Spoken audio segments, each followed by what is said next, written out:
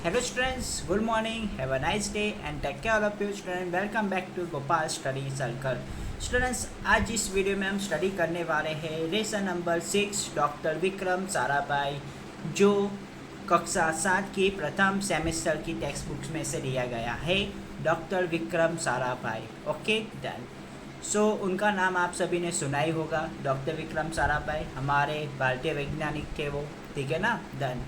चलो ये लेसन शुरू करने से पहले उनके बारे में जो परिचय है वो प्राप्त कर लेते हैं, ठीक है ना।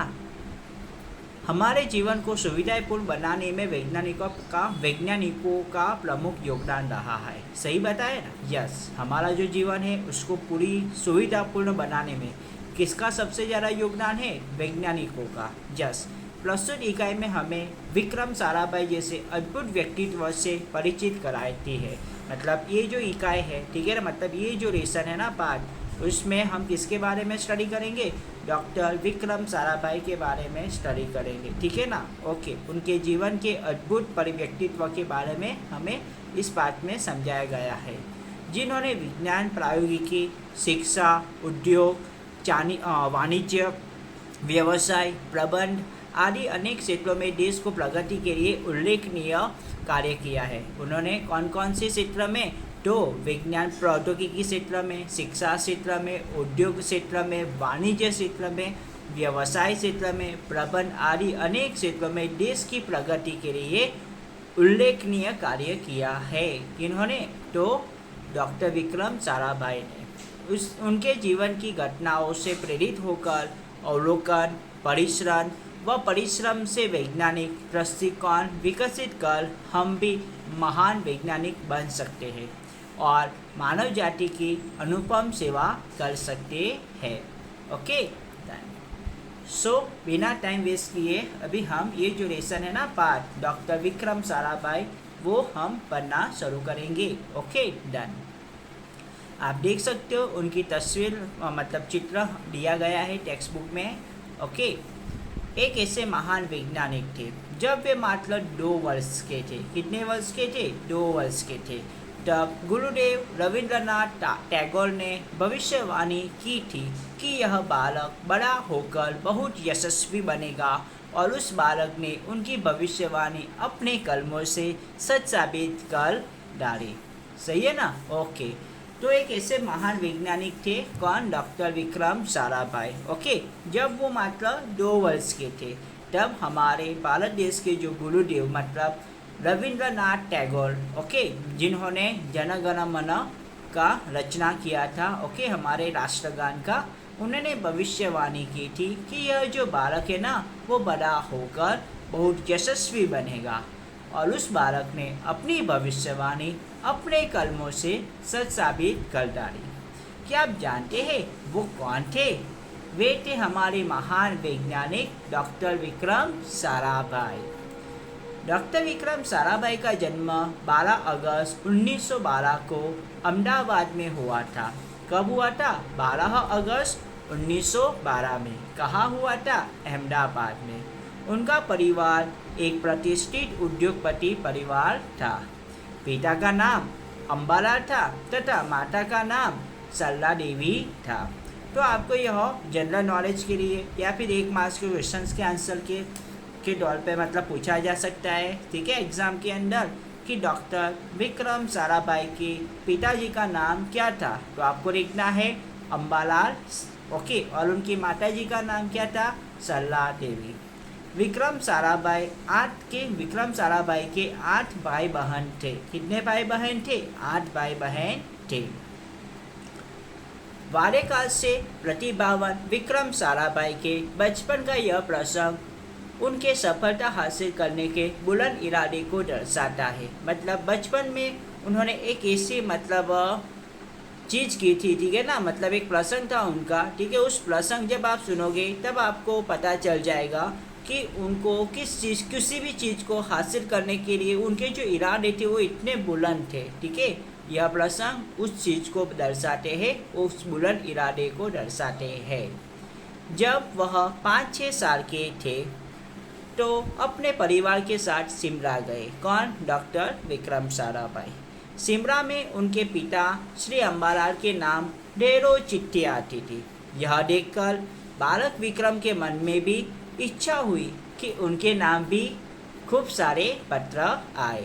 सही है ना? ओके। उन्होंने देखा था छुट्टियों के वक्त शिमला में कि उनके पिताजी के नाम पे बहुत सारी चिट्ठियाँ आती थी। तो उनके मन में यह क्वेश्चन मतलब इच्छा प्रकट हुई कि मेरे नाम पे भी बहुत सारे क्या आए, पत्र आए, चिट्ठियाँ आए।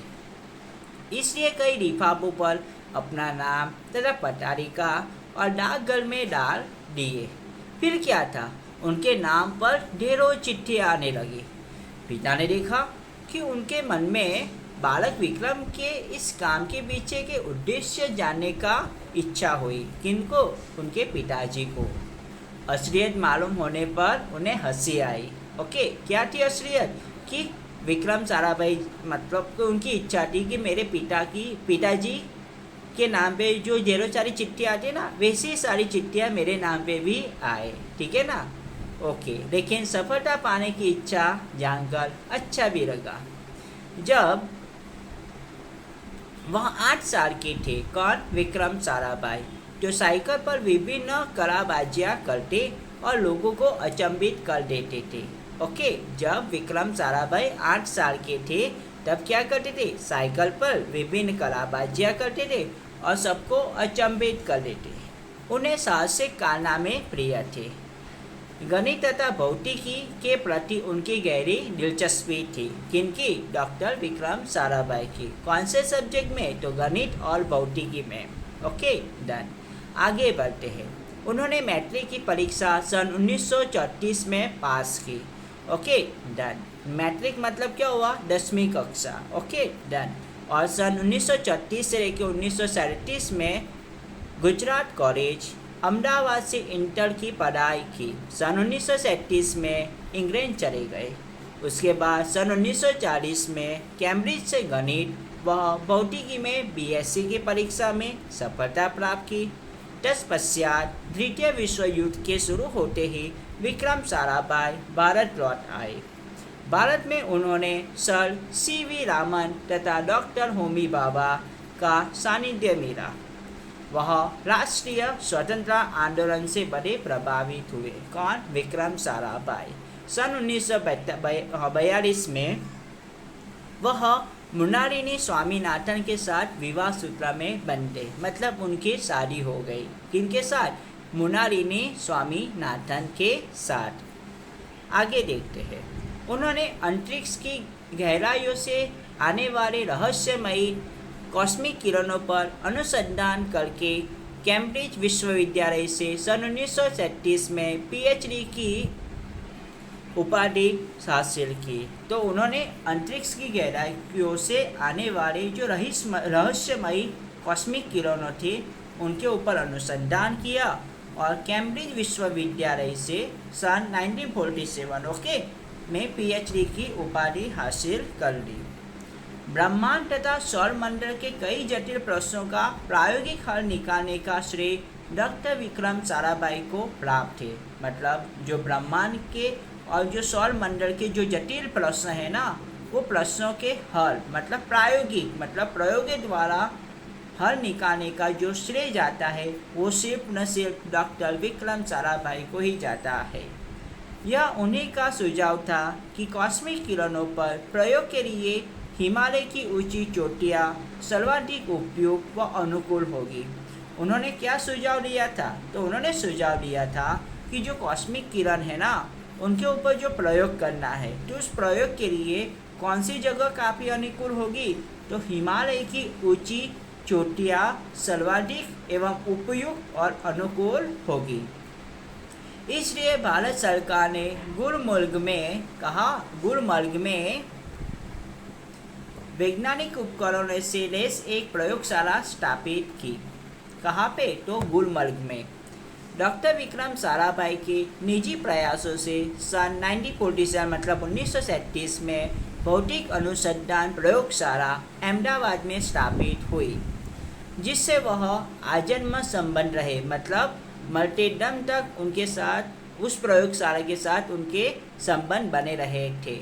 साथ ही उन्होंने देश में वस्त्र उद्योग की तकनीकी समस्याओं को हल निकालने के उद्देश्य से अहमदाबाद में ही टेक्सटाइल इंडस्ट्री रीचर्स एसोसिएशन की आधारशिला रखी।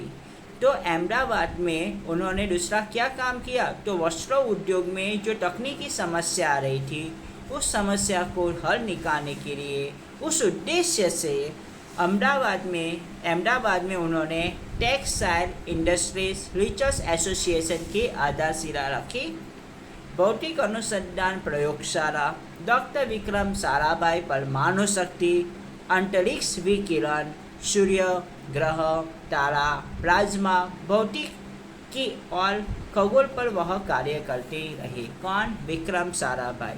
तो विक्रम साराभाई कौन कौन से क्षेत्र पे, कौन कौन से प्रयोगों पे काम करते रहे? तो परमाणु शक्ति के ऊपर, अंतरिक्ष विकिरण के ऊपर कार्य करते रहे, सूर्य, ग्रह, तारा, प्लाज्मा वगैरह भौतिकी और खगोल पर वह कार्य करते रहे। 1961 सन 1961 में वे 1961 में परमाणु ऊर्जा आयोग के सदस्य बनाए गए और डॉक्टर भाभा की मृत्यु के पश्चात परमाणु ऊर्जा संस्थानों का भार युवा वैज्ञानिक डॉक्टर विक्रम साराभाई के कंधों पर ही आ गया। तो किनके मृत्यु के पश्चात? तो डॉक्टर होमी भाभा के मृत्यु के पश्चात जो परमाणु ऊर्जा संस्थानों का जो भार था ना, वो किनके कंधों पे आ गया? तो युवा वैज्ञानिक डॉक्टर विक्रम साराभाई के कंधों पर आ गया। उन्होंने भारतीय अनुसंधान केंद्र का गठन किया। किसका गठन किया? भारतीय अनुसंधान केंद्र का। डॉक्टर विक्रम साराभाई इसके पहले अध्यक्ष बने। वह उनकी अगुवाई एवं अथक परिश्रम का ही परिणाम था कि उनको अध्यक्ष बनाया गया वहाँ पे, कि भारत में दूरसंचार, दूरदर्शन व मौसम विज्ञान के लिए प्रक्षेपित अनेक उपग्रह अंतरिक्ष में सफलतापूर्वक कार्य कर रहे हैं। डॉक्टर विक्रम साराभाई ने अपना संपूर्ण जीवन भारत तथा विज्ञान के समग्र विकास के लिए समर्पित कर दिया। भारत के विकास में उत्कृष्ट योगदान के लिए उन्हें कई राष्ट्रीय और अंतर्राष्ट्रीय सम्मान भी प्राप्त हुए। सन 1962 में उन्हें डॉक्टर शांति स्वरूप भटनागर पुरस्कार प्राप्त हुआ। सन 1966 में पद्म भूषण तथा सन 1972 में मरणोत्तर पद्म विभूषण जैसे अलंकरणों से नवाजा गया। किनको? डॉक्टर विक्रम साराभाई को।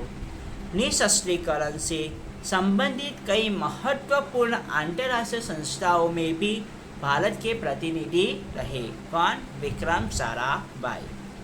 डॉक्टर विक्रम साराभाई सन 1966 में international council of scientific union के सदस्य रहे। किसके सदस्य रहे? International council of scientific union के सदस्य रहे थे। सन 1968 में संयुक्त राष्ट्र संघ में यूनेस्को के विज्ञान विभाग के अध्यक्ष भी बने रहे। कौन? डॉक्टर विक्रम साराभाई। उन्हें इंडियन जियोलॉजिकल यूनियन का प्रमुख भी बनाया गया। किसका? इंडियन जियोलॉजिकल यूनियन का प्रमुख। डॉक्टर विक्रम साराभाई सन 1970 में वियना शांति अंतर्राष्ट्रीय अनुमंच के 14वें मतलब 14वीं परिषद के प्रमुख बने। सन 1971 में संयुक्त राष्ट्र संघ परिषद के उपाध्यक्ष व बाद में विज्ञान विभाग के अध्यक्ष भी बनाए गए। वह केवल उच्च कोटि के वैज्ञानिक ही नहीं थे, बल्कि व्यवस्थाओं के बावजूद कला, शिक्षा व समाज के लिए पर्याप्त समय निकाल लेते थे।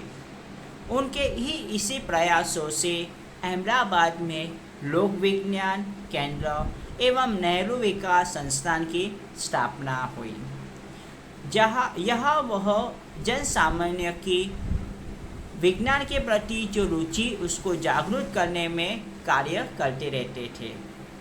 वह 21 दिसंबर मतलब 21 दिसंबर सन 1971 की कारी तारीख थी, मतलब वह बैड डेज था।